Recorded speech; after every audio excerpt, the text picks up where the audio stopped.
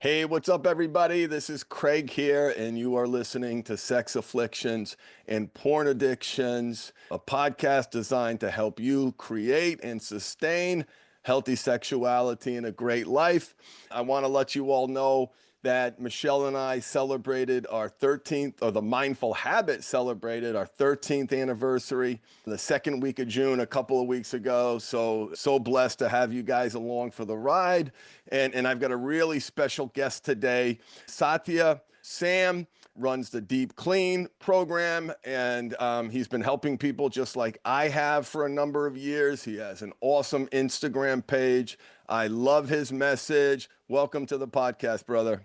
Hey, thanks for having me, man. And congrats on 13 years. You and your wife are OGs, pioneers in this space, especially online. So much respect for what you do, and it's a real privilege to be on here. Well, thank you. Thank you. You know, it's so great to see other people talking about their story. And I don't mean to pat myself on the back, but 13 years ago, when she first went on the Anderson Cooper show, and then went on then together we went on the Katie Couric show, like me going on that program eliminates the chance of me returning to corporate life No and kidding. assistant general counsel. In It's the boats. crazy. I was just saying you burned the boats with that one. Yes, we burned the boats with that one, and that was part of my design. So, where I want to start is tell me how you got here. What brought you to this place where you've got clients like me all over the world, and lots of followers and helping people. How did you get here? Yeah, I think I'm pretty typical in that sense. I had my own struggle with pornography. I think what's a little bit different about my story is I'm just not the person that you'd expect to have struggled. I grew up in a Christian home. My dad was a pastor. In fact, my dad is a third generation pastor, Craig. So strong lineage of, kind of religious figures in our family. I went to Christian school. In fact, it was in the computer lab of my Christian school where I first got exposed to porn. So everything was set up for me to make good decisions and not fall into this addiction, but I did. And I felt the helplessness of it. I felt how difficult it was. And I really had this thing in my heart like, man, if I can ever figure this out, I want to provide the solution that I wish I had right now. And because I was more faith-based and faith-oriented, I was looking to churches and religious figures to get guidance on this. And the information and the advice was so embarrassingly surface that I was really frustrated. It was like install an internet filter, talk to somebody you trust about it, or talk to your pastor about it, Right. pray about it more. Exactly. Up the spiritual disciplines. And, for me, like just in my, I guess you could call it naivety or my innocence, I did these things. I did them 110%. And I thought, perfect, I'm going to do these things. I'm going to quit pornography. And truthfully, I didn't make any progress. I think I actually, I would say I made worse progress because I thought I was making progress because instead of struggling every day, I now struggled every week, but my weekly binges were way more intense. So it was kind of like just stockpiling everything for one day a week instead of doing it, a little bit every day.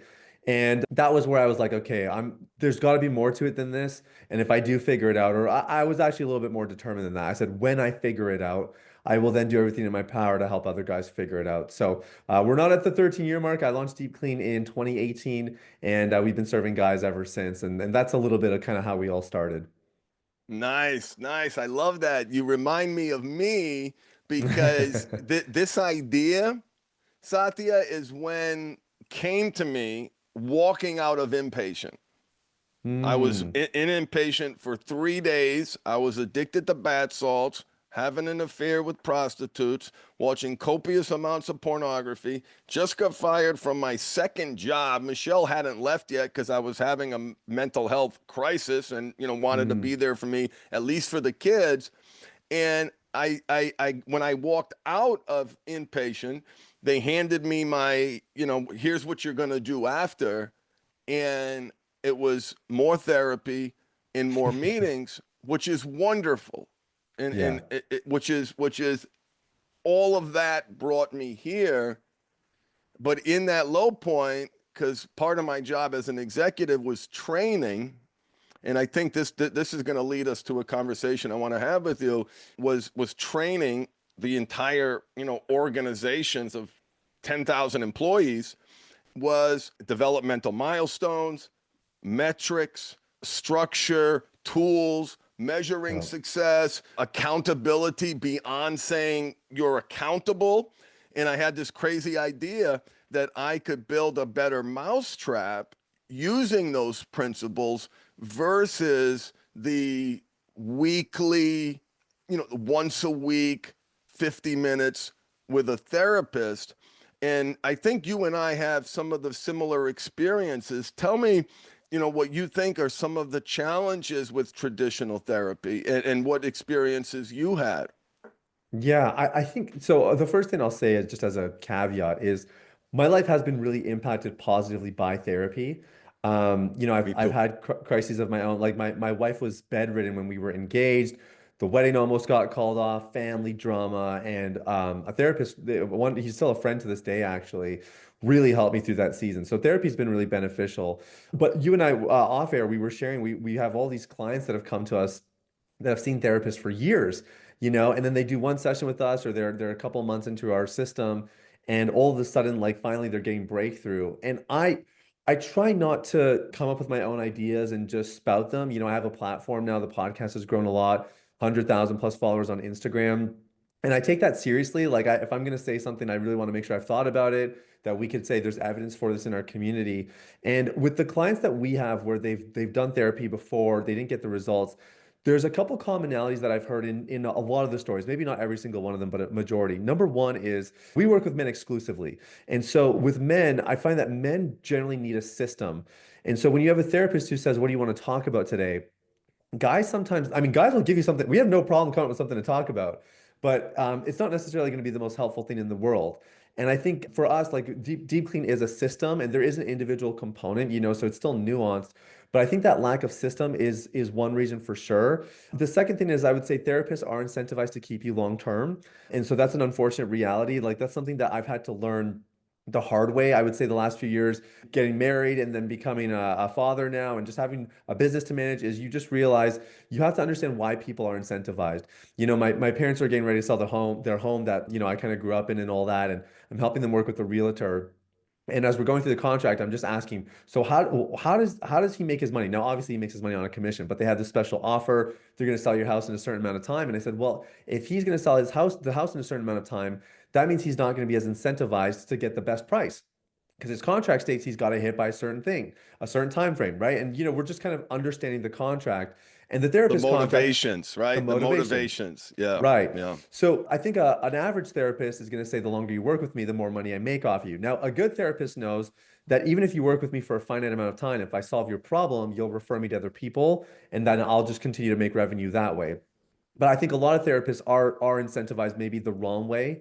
And then I would say the last thing is that most therapists don't have a track record helping people in this area. They're like, yeah, porn addiction, it's like all other addictions, or or they'll say porn addiction really is like it's a detachment issue, which that statement has some truth to it. So then they just go through the attachment issues, which covers part of the problem. But there's nuances to porn addiction that somebody needs to be a little more specialized in. So those are my theories, but I am really getting tired of it because a lot of guys that we work with have spent money, they've spent time, they're wasting like so many valuable resources on therapy and just not getting the results that they want. Yeah, no, it's you said what you said is really important. And to be clear to everybody listening, if that's your option, you get therapy. You do Hmm. whatever it is you have to do to get the right help. This conversation isn't to bag therapy, but is to give you the common limitations that we both see so you can make good decisions going forward and you can plug that gap and make sure you're getting value. Because the same as, uh, I totally agree what you're talking about a system. I remember sitting in therapy once thinking to myself, what am I doing setting the agenda? And I Hmm. harked back to my corporate career as an executive and as a leader. What do you guys want to talk about? Now, listen, that's important. That's Yeah. important. But your point around structure is really important. And the other theme that I see often, and I want your thoughts on this, is the problem centric nature of the relationship. So if Mm. the therapist is anchored to the disease-based model, which has lots of great attributes to it, they're even more focused on problem, problem, problem, problem. And if you Yeah. extract that dynamic and put it in a high performance environment or leadership or corporate one, like you'd really be screwing things up. You really would be Yeah. screwing things up. Is that your experience as well? Yeah, I would say that's my experience. It's not exclusive to people that have worked with therapists, but I do think therapists can fall into the spiral where it's very problem focused. And what happens long enough, and you know this maybe better than I do, is if you struggle with something for a really long time, and then every week you hear a new problem, a new layer of the problem, you start to act, you end up becoming so crippled by the shame of your addiction, the weight and the gravity of your problem that you could hear the most inspiring message, you could have the most effective tools right before you, and you won't even use them. You won't even take advantage of the opportunities before you because the problem, the weight of it is literally blinding you from doing it. I was actually meeting with a client today. He's had multiple emotional affairs. He got caught watching pornography by his wife and his daughter at the same time. His life has really really been impacted by this. And all he's heard ever since kind of came out and started to get help is you're a problem. This is going to take you, decades to recover from. Your marriage will never be the same. He's heard so much negativity that it's like I feel like I'm a what do they call it? Like an NLP, like neuro linguistics programmer. Like I'm like trying to just retrain him to think that hey, this is actually possible. Because until he believes this is possible, he's not actually going to take the action. So that's the most devastating part, right? Is if the problem becomes this big thing is people don't take action. And you and I know if people don't take action, then they can take in all the knowledge they want. Nothing's going to actually change in their life. Oh, and that is so true. And if you're obsessing on the problem and the physical act of PMO, porn, masturbation, orgasm, you're really only focusing on a small fraction of the deeper underlying issues because not Yeah. doing that thing is the function of something else. And the other important lesson that I learned is, I want your thoughts on this too. I love it when clients have those big emotional catharsis moments. One of my gifts is helping people go deeper quicker. But I learned early on in my coaching practice that all those big moments, I take someone deeper than their therapist, deeper than this, deeper than that. I realized that I was doing it all wrong. I realized that I was repeating the patterns of my therapy Mm. because I might be good at it and we all celebrate and pat ourselves on the back. But one of the most important lessons that I learned that those big emotional catharsis moments, while powerful, we love them, we feel good when they happen. I think of them like fireworks. They're big and powerful, but they fade very Mm. quickly. And if you haven't operationalized that learning, that teaching, and somehow incorporated it into the fabric of your life, that big, powerful moment drives a few weeks, maybe a few months of compliance. But because Mhm. we're creatures of habit, we return back to that status quo. Thoughts? Man, it's such a good point. You're reminding me, I have a friend who's a physiotherapist. He started working at this clinic, and the leader of the clinic, the founder of it, he's got a couple clients that every time they see him, you can literally hear through the walls, you can hear the client screaming, like, "Oh my God!" Because the pain is so intense. And he's a chiropractor, so he's doing adjustments. And he said like when he first started working for the clinic, he was like, what is going on in there?" And so he asked the doctor about it, and the chiropractor's explaining what he does. And my friend said, "How long have you been seeing this patient?" And he was like, "Oh, 4 or 5 years." Like she comes in every week, right? Because it's the release. It's that thing that they kind of get hooked on. And at that point, it's like, oh, it doesn't even matter if my back's actually getting adjusted or I'm getting back into proper posture, proper alignment. At that point, it's like you're kind of chasing the emotional experience. Yeah. And the thing is, and guys have a really hard time admitting this, but watching pornography and struggling with anything really at an addictive level is actually a very emotional issue, right? It's not logical because if it was logical, you would put the filter on your device and then it would stop you from watching it, and then you wouldn't watch it anymore. But there's a deeply psychological component to it, and I think sometimes when you have solutions that kind of are playing into these high intense emotional experiences, or like the breakthrough moment, and we think, oh, this is the breakthrough moment, I got it, not realizing that a breakthrough without a follow through is useless, right? And I think it can play into the addictive brain, and actually keep us hooked on the recovery instead of actually becoming recovered. I'll give you another really good example, because we have a lot of clients who come to us that are more faith-based. And so they've resorted to some of the things I mentioned, like an internet filter, praying more. And I know you have faith-based clients as well, so you're very familiar with some of the syndromes that can come here. And the one thing that I observed after a couple of years of seeing guys who, and I really, I was patient zero. I was the guy who wanted the quick fixes as well. We're recording in January, so January 1st would come around. This is the year, 2025 is going to be my year. And I get all this momentum and I would chase these little highs. And what I didn't realize is every single time I tried the new thing, I tried this little quick fix solution, I'm literally just reinforcing the part of my brain that's been programmed by pornography to get quick hits, to get the result immediately, and to not be patient, right? To not have that delay, to not have any kind of long-term thinking. So this is like some of the secret I sauce of love it. recovery is you're literally reprogramming yourself. Even in the nature of your solution is reprogramming your brain to think long term, to get out of the immediate rewards, and to really be able to delay that gratification. And I think if your practitioner isn't providing you that, they're really doing you a disservice. They're ultimately just reinforcing the things that are going to keep you addicted. Oh gosh, I love that so much. I was talking to a client last week, and it was the right moment at the right time, Satya, to deliver this message. And they were so focused on, I have to do this, I have to do this, in the moment, I got to do Mm, this. And listen, those things are important, right? Those sure. things are important. Obviously, to break a habit, you have to make a habit. I said, I'm going to give you the worst, life coaching advice that I could possibly give you. It is so counterintuitive. And I said, do nothing. Do nothing. Mm, When you get triggered, when you're blowing a gasket and you've got to, execute your trigger response plan, or, whatever you call that in the moment response, when you've got to be dialing up your self care, all these things you have to do. I said, I want you to sit in it. mm, And I want you to observe how it feels in your body. I want you to observe the thoughts.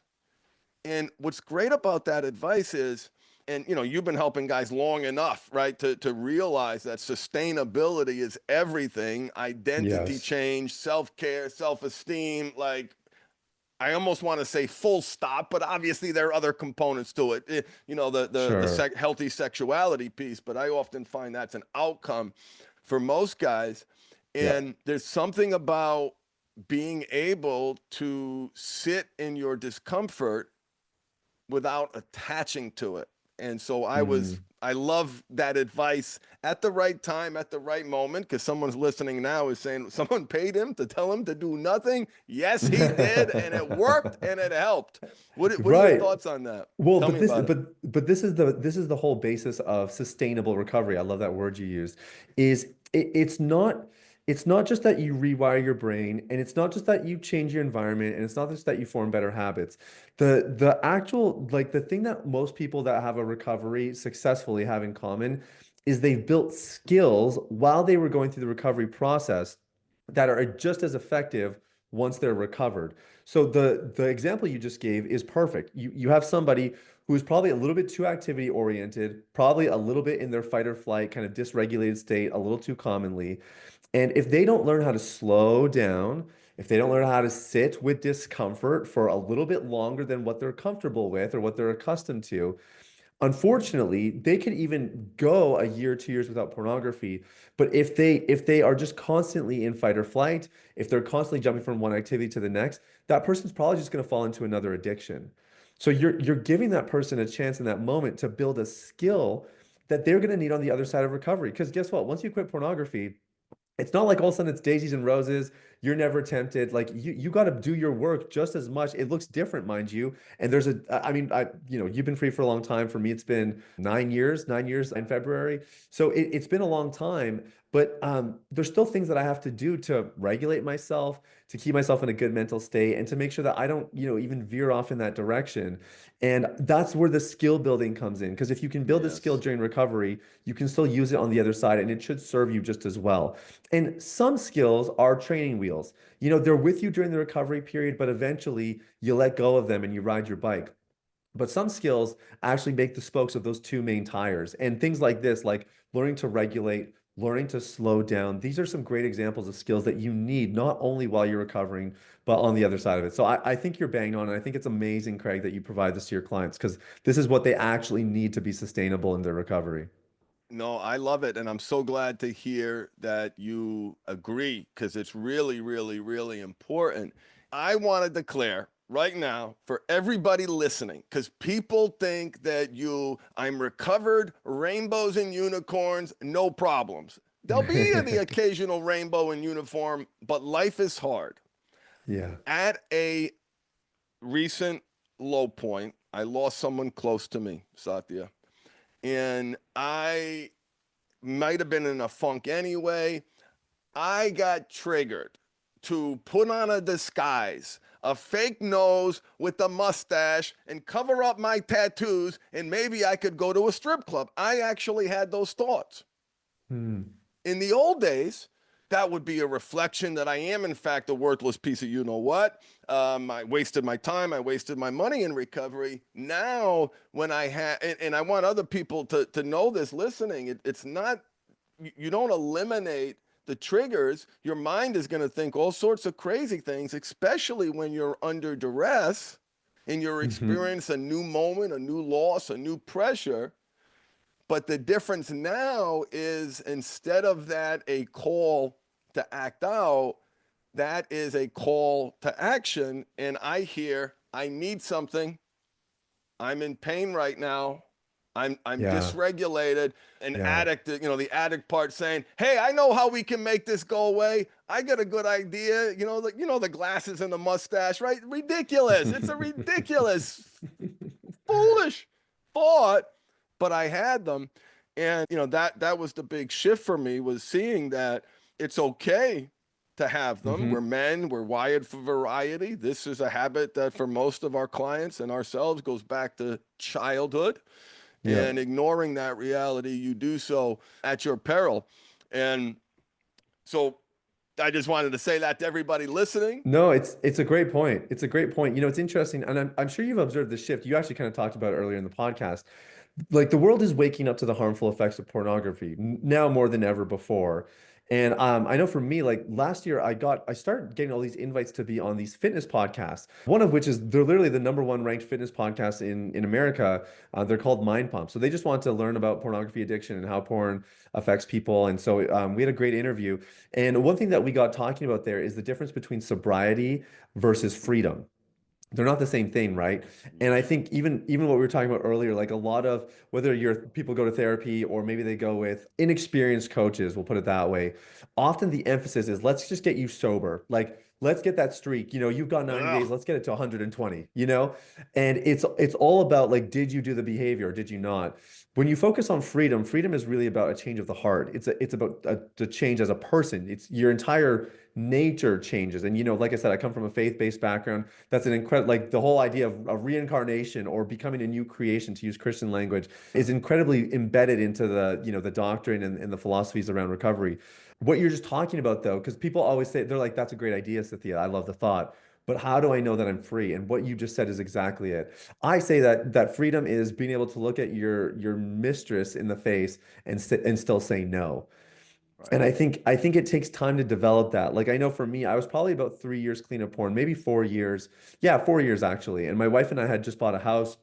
I was exploring the neighborhood, gorgeous park. Now, kind of not like a park like grassy knoll park, but like trees, like these huge trees kind of park with ponds and owls and birds and all kinds of stuff flying around, like a really beautiful park. There's this homeless encampment And I was just walking by. I thought it was kind of odd. So I was looking and I mean, there's like a Walkman. You remember Walkman, Craig? You remember the Oh, I Discmans and all do. that I stuff? do. So I hadn't seen one of these in like 2 decades. I just thought it was so interesting. And as I'm kind of just, scouring through the stuff, I see this stack of porn magazines. And it's whatever, it's the Playboys and Penthouses and all that stuff.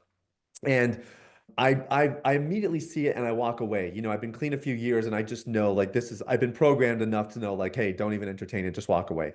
But as I'm walking away, this thought occurs to me. I'm gonna leave behind Playboy magazines. Kids ride their bikes through here. There's young families that are walking their kids around. And I actually have an opportunity to, dispose of these magazines and make sure that Save the somebody else doesn't have the first day. exposure. Save the Right. day. Right.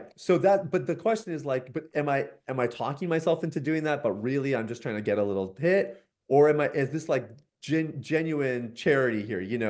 So I'm doing a little self-analysis, and I feel like no, I'm in a good place. I'm gonna throw these magazines out. So I collect them all. Thank God, the covers are nothing too crazy. I got my hand on the cover, my other hand underneath, and I'm carrying this stack of magazines. And I'm looking around, and the nearest garbage can, it felt like a 10-minute walk. It was probably only 2 minutes, but it was far, far away. And And they every got step, it's like, heavier and heavier and dude, heavier. you 10 get pounds it. over 10 minutes is, a lot. Legit.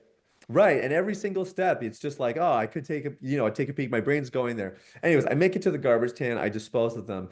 And I just realized, man, Sathiya, 2 years ago, Sathiya, 5 years prior to that, like I could have never done that. Something had shifted. And I was able to look at the very thing that had caused me so much pain and so much dysfunction. I was able to look it in the face and still say no. And I think that's freedom. When you pursue That's freedom. sobriety, yeah, when you pursue sobriety, you don't necessarily get that, right? You're always one bad decision away. Any day could be your relapse day. You kind of live with this lingering paranoia that you're going to go back to who you used to be. I think freedom acknowledges there's a change. The work still needs to be done to steward it and to facilitate it, but there's a change there, and I am actually a free man. And that to me is that's the penultimate goal of the recovery process, and that's what Deep Clean's all about. That's awesome. I want to hear more about the role that faith has played for you. I know it's important in your life personally. And as you were talking earlier, when we started the call, you talked about how as a child you were set up for success. And, I might not think of you as someone who would fall into pornography, third Hmm. generation minister's kid. And in fact, that is exactly, the client profile of a Uh-huh. lot of my clients. When I hear minister's child or pastor's child, I got to make sure it's not a blind spot, but I immediately know I need to explore the role of shame. And there's this Yeah. this this, this conflict of this shame that says you are bad, and then you've got these amazing, beautiful principles of grace and forgiveness, and they are so Hmm. often at odds. Tell me Yeah. about the role that faith has played for you. Yeah, I mean, faith has definitely compounded my addiction when I had it, and I think it's given extra dimensionality to my recovery on the other side as well. You really explained that very well, right? There's this the standard that exists in faith practices, and certainly as a Christian, there's standards that we are to uphold. And then you also have the grace of God and the forgiveness of God because He knows that you can't meet your standards.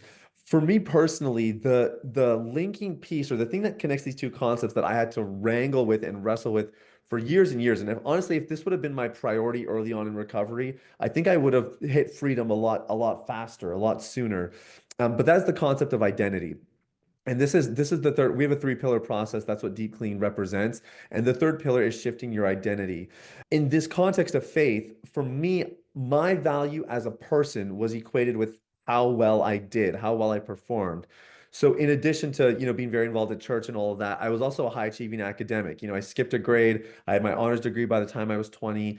I had just learned that whatever you do, that's the reflection of who you are. which means when I perform well and I'm achieving well and I'm getting research awards, and I actually had five figures in research grants the first couple of years I was in university. I was doing some really interesting stuff. I felt good about myself. I felt valuable. But anytime I struggled or I fell short, or certainly if I was watching pornography behind closed doors, secretly I had this sense that, like you said, I am wrong. There's something fundamentally wrong with me. And so a huge part of my recovery was actually dissociating my value as a person and my performance, whether it was academically or religiously or even relationally or otherwise. And it was learning that as a standalone on my own, I have inherent value and worth, and that even God sees that. In fact, God sees me as valuable before I could do anything for him, and regardless of my shortcomings. And I think that's a nice thing to say in theory, but when you really understand that at a heart level, when you really experience it, that's really where your life can change. And that's where my identity started to shift. So it was the detachment from behaviors and worth and value as a person. Does that make sense? Oh my God, it makes perfect sense. And it's not like you can have the sin, but it's not like, let's just talk about it from a model perspective, that they're, what was the last words of Jesus on the cross before he said, Father, why have you forsaken me? He forgive the murderer, Mm, like right. forgiveness and Yeah. grace. And I just love helping clients operationalize their faith in Hmm. not just in deed, but in identity, like you talked about. There's so many, low hanging fruit, to help change because they've been punishing themselves. They've been bad. They're bad. They're bad. They're bad. And Yeah. one of the things I like about you is that you probably know this too. There are programs out there, leading programs, where the guys are in a circle with one in the middle where they're not supporting him and lifting him up. They are shaming him. They are Hmm. shaming him. Hmm. And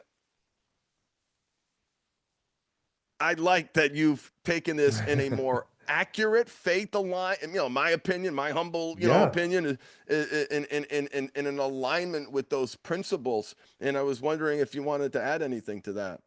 Well, no, I agree with it, and I just think the forgiveness piece, we could do a whole episode on this, but the Yeah. forgiveness piece is such a big deal because think about what we were talking about earlier. So our second pillar is healing of the heart, and this is where we explore trauma. This is where we're very fond of inner child work. I know you're fantastic with IFS and internal family systems. This is where we categorize all that kind of deeper work.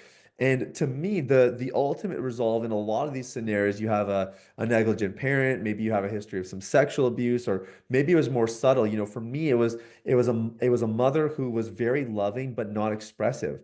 And her lack of expression really left me feeling unloved and questioning kind of my own value. And out of that place, I started to just seek female attention, chasing girls and then pornography. Pornography was my way of feeling like I was affirmed and accepted by someone.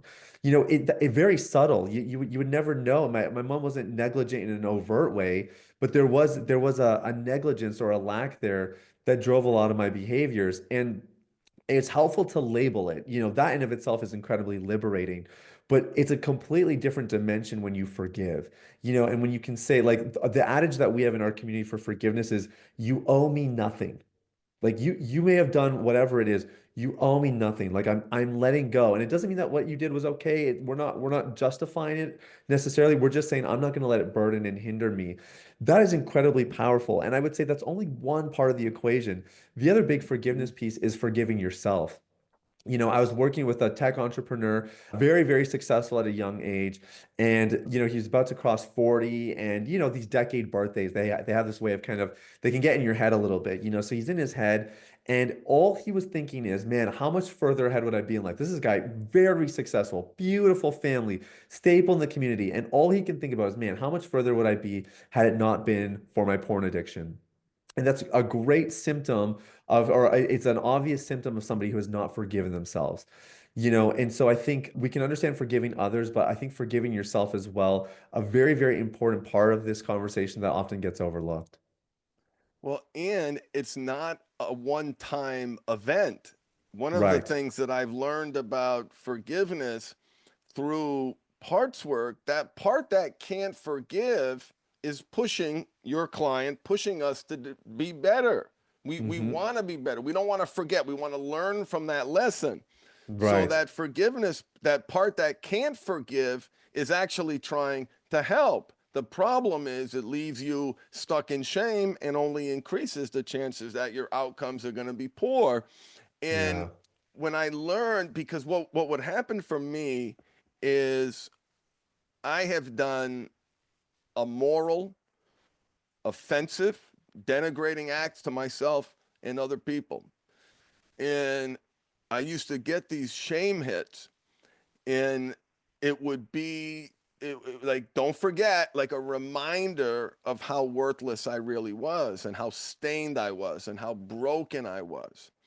It was, further evidence of that I'm just a bad person. And that was after the work. Like I did all this work on myself, and I'm still having memories of this event. I obviously can't let go of it. I have to dig deeper around it, right? And so now, you're focused more on that in traditional treatment. And I remember realizing that, wait a minute, I have to operationalize forgiveness. Forgiveness is Yeah. not a one-time event. It is a process. It's a skill. Yeah. Right. Right. Like we were talking about earlier, right? Building these skills. Great example, actually. What a great example of a skill that will help you in recovery, that is necessary to experience recovery, but you will still use it on the other side. You're still going to have to work through relationship dynamics, work through hurt, work through pain. I love what you said, though, the emphasis there. It's not a one-time thing. And you may have moments of, deeper levels of forgiveness, but it is the ongoing process where it becomes really powerful. Like the example with my mom, I remember when I identified this, going through a forgiveness process, but it's not like that dynamic ceases to exist. I still have a relationship with my mom. I still see her on a very regular basis. She lives 5 minutes down the road from me. We have grandkids, or we have her grandkids now. So, she's obviously always excited to hang out with them and see them. And so if forgiveness is just a one-off thing, then what happens the next time that you're triggered? What happens the next time they do something that hurts? You end up kind of handcuffed, or you spiral back. And this is where misinformation can be really harmful, because you think, no, I went through the forgiveness process. This shouldn't be happening. And then people will start to self-sabotage. I'm sure you see this happen all the time. We definitely do. People make some progress, and then they just slightly misunderstand what it looks like or how long it takes. And all of a sudden they start to self-sabotage over nothing. And the best example we have in our space is people who streak count, right? So you have somebody who is counting streaks, and then let's say they're doing the work, and sometimes we need to do some course correction with our clients because they're doing the work, they're getting deeper underneath the surface, they're tackling the roots, they're 6 months, and then they have a setback, they have a slip. And Yep. and it's like, man, like the sky is falling, and we have to just remind them, like, whoa, hold on a sec. So you were struggling with porn on a daily basis or whatever it was. You've gone 6 months, you've done the deeper work. So if I'm hearing you right, you've had one slip in the last 6 months. And they're like, well, yeah, I mean, when you put it that way, yeah, but but my streak and da da da da. And it's like, no, dude, you had one, like, you get to decide how you respond to this slip right now. This can be a little bump in the road, or this can be the thing that sets you back into a tailspin and you can binge all over again. But it doesn't have to be that way. And if you're trying to uphold the streak, then yeah, this is cause for a downward spiral and a pity party.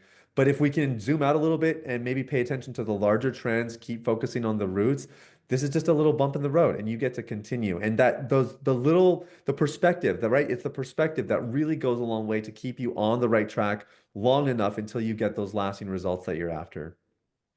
Exactly.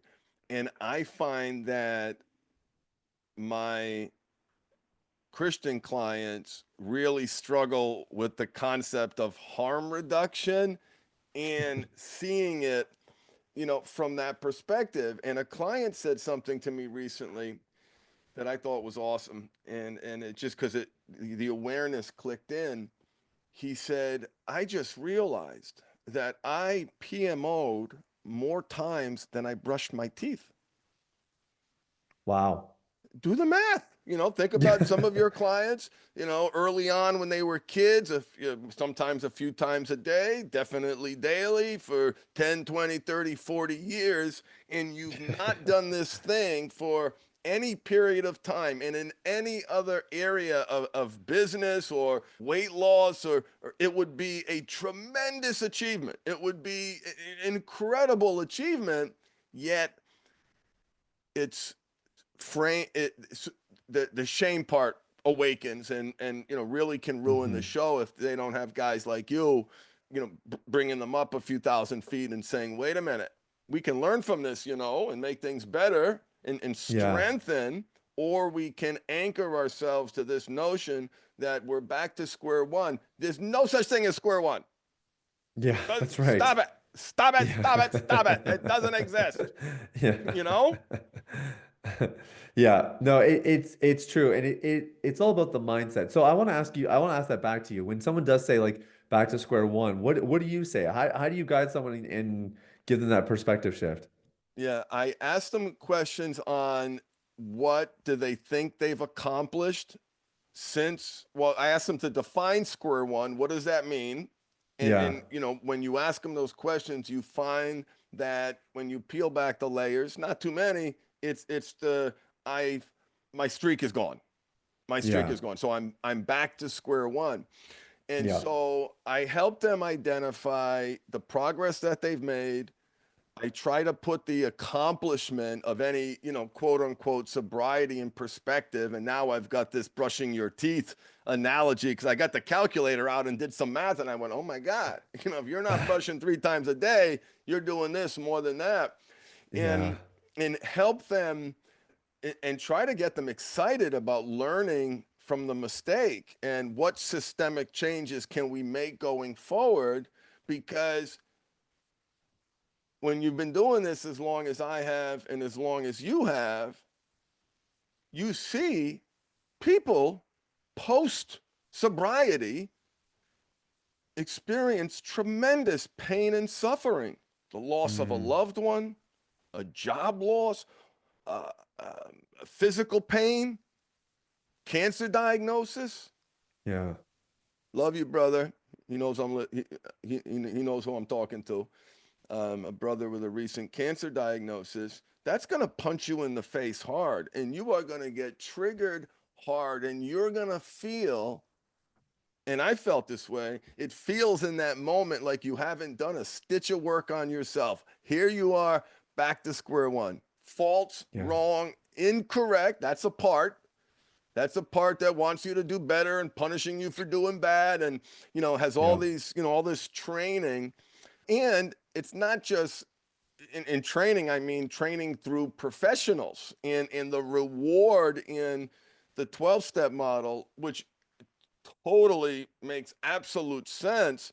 The reward of the sobriety, I wonder, like in a perfect world with unlimited resources, we would also reward how many times they've exercised and practiced mindfulness and shared a difficult truth with their spouses, the make a habit part of the equation. And so Yeah. that's what I say. Yeah. Yeah, I think it's a good point. The make a habit of it too, right? Like it's a lot of the mental patterns and the mental changes. And I think the one thing, and I'm not sure how your work is structured, but the one thing that I've been really thinking about more when our in our community, we had a really good year in 2024, just incredible client outcomes, just fewer and well, more stories of guys coming back 18 months, 24 months later being like, hey man, we had one guy who, he quit porn. He sent us it was around 18 months, I think, that he had gone. And then he said, by the way, I've run 2,200 miles since I started, or since I quit porn. And we're like, oh, what's the number? Like, what are you talking about? What's the number there? And he's like, oh, I always want to train for ultra marathons, but I just never had the ambition when I was addicted. So once I quit pornography, I started training, and he's run a couple half marathons, and he's kind of gearing up. And so we were getting more stories like this, and we're kind of trying to figure out like, okay, what's the deal? Like, what's the commonality? And it's consistency over long enough periods of time. That's like, I mean, there's definitely some qualities. Like, there's some characteristics, there's some factors, there's some specifics. But like the one thing that me, you, all of your successful clients, and all of our successful clients have in common is they didn't quit. And so I That's think right. I think it's just a huge part of this. Like whether you're gonna encounter, a mental barrier, whether you get triggered by something that you weren't prepared for, whether you just make a stupid decision, like you kind of give into one of those like subtle gateways, like you have two drinks too many, right? And that's all it takes. Like it's one, two drinks too many, and then you're scrolling and you're watching stuff you shouldn't watch. Those setbacks, they might happen. And if they happen along the way, the question you need to ask yourself is just how do I keep going? How do I keep moving forward? And as long as you can answer that question enough times, eventually you're going to find yourself on the other side of freedom. It's just some people, they just don't ask that question enough, or they don't have a guide like you or somebody to guide them along the way to keep them on the right path. So it's a big deal, just the consistency and the fortitude that you build within that process. Well, and first off, we celebrate failure. Whenever someone shares that they slipped, I Dude, want the yeah. first words to be out of my mouth, congratulations. Now that I know it sucks and but I, and I like surprising some people with that perspective because it kills us or it makes us stronger. Yeah. The point you made about sustainability, the reality is, and I work with a lot of executives like you, if you looked at the scope of this thing that we're trying to prevent, and we agree that in order to prevent that, we have to live a great life, we have to take care of ourselves, feel good about ourselves, have healthy belief systems, learn tools to respond to conflict, practice mindfulness, emotionally regulate, have mentorship, are connected with other men. Like it's a list. If you want Yeah. to live a great life, you practice gratitude. You have strong in your faith. You have to do that. And that's why I call my long term support program the next level, because the reality is, and I always like to acknowledge self serving things when I'm talking about this stuff, is you need long term help. And Yeah. that long term mentorship, expertise, accountability, community, vulnerability, like those things that our clients outsource to us, do you agree that you need those things? Do you want to live a great life? Then you got to like a mastermind, and that's how I build my long-term program is hmm we're focused on creating a great life and building the tools or the systems to make that happen. You know what Yes. you feeling me? Oh, dude, 100%. When my son was born, it's about a year and a half ago, I took some time off and I didn't know I was just a new parent, so I didn't know how much newborns sleep the first couple weeks, right? Before you get some of the sleepless nights and all that. So the first couple weeks he was born, I actually had all this time and all this space. And so I was kind of just reflecting on the work we do and where the direction that I want to take things in over the next couple of years. And I had this little phrase kind of pop out in my head because I was looking at the client stories. One of them I just mentioned to you, but lots of guys who and you have lots of stories like this too, right? Guys quit pornography, and then it's not just like the story ends there. They become better husbands. They become better fathers. They go and they start that business they always wanted to. They get a promotion at work. They start volunteering in the community because they don't have to worry about being found out. There's all these different things that guys do to make the world a better place. And I realized that if you change the man, you change the world. That was kind of this phrase that popped up in my head. And so, we're still developing it, but I've been really thinking about that's cool. What you call it the next level? Is that what your next Yeah. your next step is? I love that, man. We've been really thinking about that too, because it's not actually about quitting pornography. It's just that pornography or whatever the affliction is that you have is the barrier that's stopping you from unleashing your potential, becoming everything God made you to be, and making this world a better place. And quitting pornography opens the path to do that. But for me, I mean, I've had to pay for goodness, like so many coaches to help me with business and my finances and my health and my fitness. There's been so many areas where I've just needed guidance to do better and to really like, harness the fullness of my potential. And when guys quit porn, that fullness becomes available. And it's cool that you have a program like that because we're working on something very similar, like of the same mindset at least of how do we help you kind of rebuild your life? Because that's actually what this is about. This is not about throwing stones at the porn industry and all that kind of stuff. There's certainly a conversation to be had there, but I'm much more interested in just seeing guys fulfill their potential, make the world a better place. That to me, that's like the ultimate reward of all of this. I love that. My quote, so I've always try to advertise ethically, and I know you do too.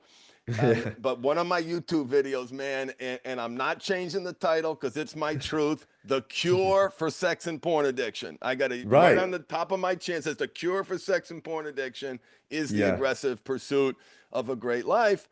And Mm. while there's certainly a cliche, when you look at people right on the other side of this, and they're not just sober but healthy. Well, they're healthy, they're happy, they feel good about themselves, they're connected, their faith is strong. Like that's the Yes. aggressive pursuit of a great life. Yeah, dude, 100%. And look, I don't think that's a crazy statement to say that that's the cure. Like there's actually data that would suggest there was one Yep. study in particular, over 3,000 participants, and they were examining like, okay, what factors in somebody's life are the most associated with viewing pornography? And they found that the leading cause, if you had this in your life, much higher chance than anything else that you'd watch porn, meaninglessness in life, just a lack of any kind of purpose, or like you said, like an aggressive pursuit. Like there was no reason to live. There was nothing that was really driving them. Jordan Peterson once said, like, the reason people quit an addiction is because they find something better to do. And so I think that's it. Like pornography kind of gets you out of debt, but then somebody's got to teach you how to build wealth, right? How to actually build that long-term sustainable, yeah, value, that's actually going to make your life worthwhile. And I think that's a really cool part of it. One of the things we do with our clients very early on is we have them set a vision board. And it's so funny. I don't know if you were like this, Craig. I've always been pretty ambitious.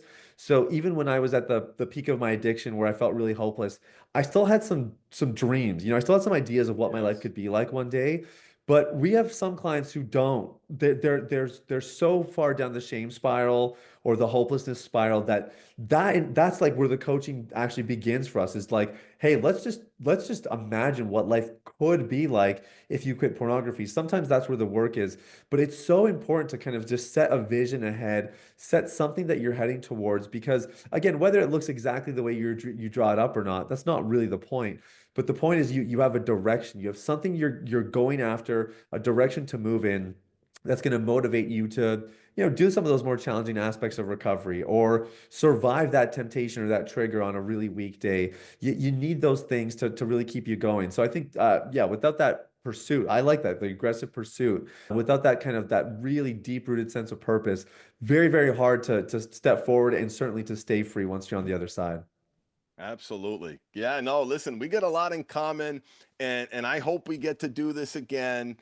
We I do will. want You're to going to be talk on my about, show, man. I'm excited to yeah, have you on. I'm so excited for that. How do people find you on the web? I'm going to post the links below, but let Sure, people know how sure. they can get in touch with you and find you.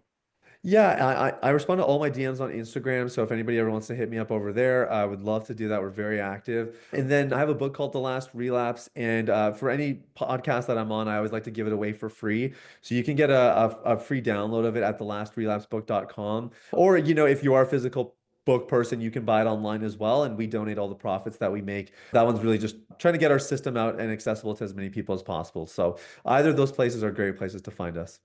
Awesome. And in the domain, one more time, Thelast relapsebook.com. thelast relapsebook.com. Thank you so much for being on Sex Afflictions and Porn Addictions. Can't wait to continue this conversation, and I'm really privileged to know you. Thank you. Oh, thanks for having me, man. It was my pleasure. Awesome. All right. Till next time, the cure is the aggressive pursuit of a great life. And if you need help, mentorship, expertise, accountability, reach out to one of us. We thrive on this. It feeds us. There's nothing, better than helping someone change their lives. And thanks for listening, everybody. Make it great. Have a great day. Bye.